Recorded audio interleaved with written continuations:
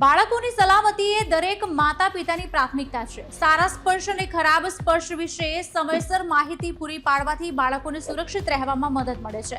ઘણા માતા પિતાને આશ્ચર્ય થાય છે કે આ વિષય ક્યારે અને કેવી રીતે બાળકો માટે સરળ અને સમજી શકાય તે રીતે રજૂ કરવો, પરંતુ જો યોગ્ય સમય અને યોગ્ય ભાષામાં સમજાવવામાં આવે તો બાળકો કોઈ પણ અસુરક્ષિત પરિસ્થિતિને ઓળખી શકે છે અને પોતાની સલામતી સુનિશ્ચિત કરી શકે છે। આ જ્ઞાન બાળકોને આત્મવિશ્વાસ આપે છે અને અણધાર્યા જોખમોથી રક્ષણ પણ આપે છે। આજે એ સમજીશું કે બાળકોને કઈ ઉંમરે સારા સ્પર્શ અને ખરાબ સ્પર્શના ખ્યાલ શીખવવા જોઈએ અને તેને કેવી રીતે સરળ અને અસરકારક બનાવવું જોઈએ। તો વિડીયોને એન્ડ સુધી જરૂરથી જોજો। 2 થી 4 વર્ષની વયના બાળકોને પહેલા તેમના ગુપ્ત શરીરના અંગોના નામ શીખવવા જોઈએ। તેમને એ શીખવવું ખૂબ જ મહત્વપૂર્ણ છે કે તેમની પરવાનગી વિના કોઈ તેમને સ્પર્શ કરી શકશે નહીં। આ ઉંમર બાળકો માટે સૌથી પહેલા સલામતી શિક્ષણનો સમય છે।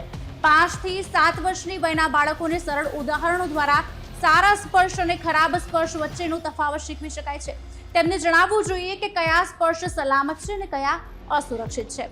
8 થી 10 વર્ષના બાળકોને શીખવું કે કોઈ તેમને ડરાવવા, ધમકાવવા અને નુકસાન પહોંચાડવાના ઈરાદાથી સ્પર્શ કરી શકે છે। આવી સ્થિતિમાં બાળકે તાત્કાલિક માતા-પિતા અથવા તો પછી વિશ્વસનીય પુખ્ત વ્યક્તિને જણાવવું જરૂરી છે। 10 વર્ષથી વધુ ઉંમરના બાળકોને ડિજિટલ અને સોશિયલ મીડિયા પર સુરક્ષિત રહેવાનું શીખવવું પણ મહત્વપૂર્ણ છે। તેમને ઓનલાઈન જોખમોથી વાકેફ રાખવાની કોશિશ કરો અને વ્યક્તિગત માહિતી શેર કરવાનું ટાળવું જોઈએ। શિક્ષણની પદ્ધતિઓમાં ચિત્રો અને વાર્તાઓ દ્વારા શિક્ષણ આપો, રમતો અને ભૂમિકા ભજવવાની પ્રેક્ટિસ કરાવો અને હંમેશા સકારાત્મક અને વિશ્વાસપાત્ર વાતાવરણ જાળવવું જોઈએ। વધુમાં બાળકોને સમજાવવું જરૂરી છે કે ના કહેવું એ પોતાની સલામતી માટે મદદ માંગવી સંપૂર્ણપણે સાચું છે। આનાથી બાળકોમાં આત્મવિશ્વાસ વધે છે, જેનાથી તેઓ કોઈ પણ અસુરક્ષિત પરિસ્થિતિનો સામનો કરી શકે છે।